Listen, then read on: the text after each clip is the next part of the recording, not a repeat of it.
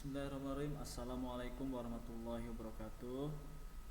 Baiklah anak-anakku sekalian, hari ini kita akan belajar tema 1 di kelas 5 Imam Syafi'i, yaitu tentang gagasan pokok ya.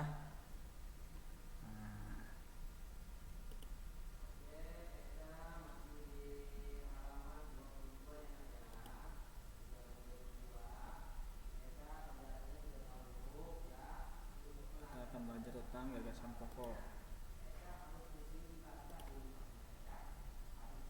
Nah, gagasan pokok yang sudah kita pelajari kemarin adalah ide atau gagasan yang menjadi pokok pengembangan suatu paragraf.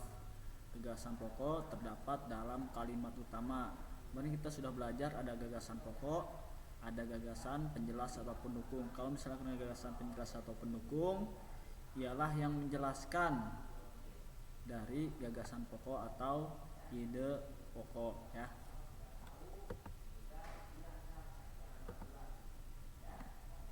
Kemudian lanjut ke slide selanjutnya. Gagasan pokok sebagai inti paragraf terletak dalam kalimat utama ya.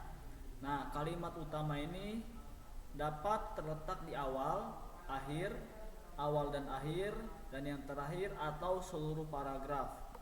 Berikut ini contoh cara menentukan gagasan pokok ya. Di sini kita akan belajar cara menentukan gagasan pokok. Di sini ada 4 ya. Oke. Macam-macam gagasan pokok. Yang pertama, gagasan pokok pada awal paragraf. Nah, ini contohnya. Jenis cabai ada bermacam-macam. Ada cabai merah yang kurang pedas, cabai keriting yang pedas, dan cabai rawit yang sangat pedas. Saat ini juga telah dikembangkan cabai hias untuk memperindah halaman ya. Jadi di sini gagasan pokok pada paragraf tersebut adalah macam-macam cabai ya. Gagasan pokok paragraf tersebut terletak pada awal paragraf. Nah, di sini di awal paragraf itu dijelaskan ya, jenis cabai ada bermacam-macam ya. Di sini ada terletak di awal paragraf ya. Kemudian selanjutnya kita beranjak yang ke-2, yaitu apa? Gagasan pokok pada akhir paragraf. Nah, di sini kita akan lihat contohnya. Beberapa jenis hewan ada yang terlahir dengan bentuk yang berbeda dengan induknya dan mengalami perubahan bentuk. Contoh hewan tersebut adalah kupu-kupu, katak, nyamuk, kecoa, dan capung. Perubahan bentuk secara bertahap menjadi dewasa itu disebut metamorfosis. Nah, di sini judulnya kan gagasan pokok pada akhir paragraf, berarti berada pada akhir paragraf. Gagasan pokok paragraf di atas adalah metamorfosis. Metamorfosis adalah perubahan bentuk ya. Gagasan pokok paragraf terletak pada akhir paragraf.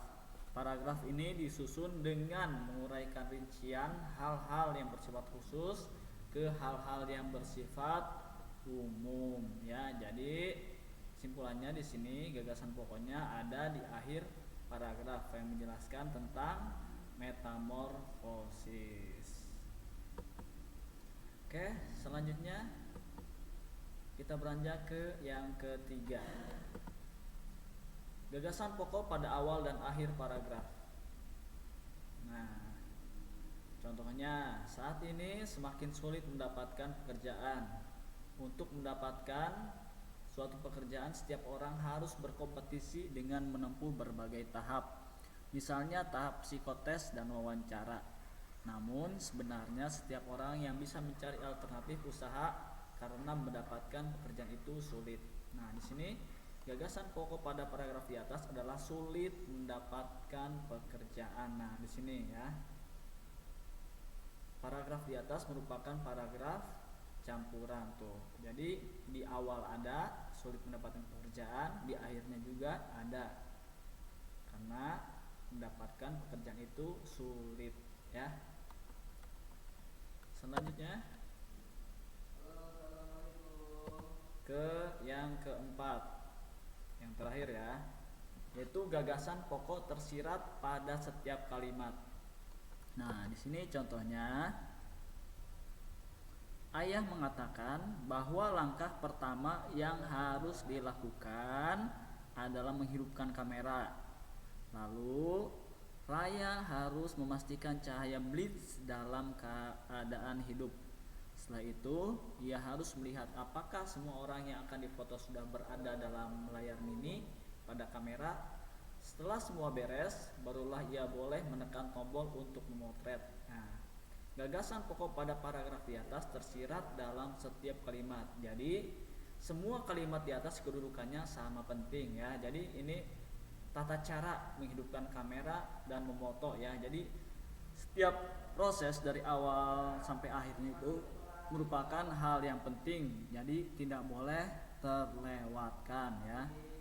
Setiap langkah-langkahnya, tahap demi tahapnya itu penting. Jadi gagasan pokok tersirat pada setiap kalimat ya.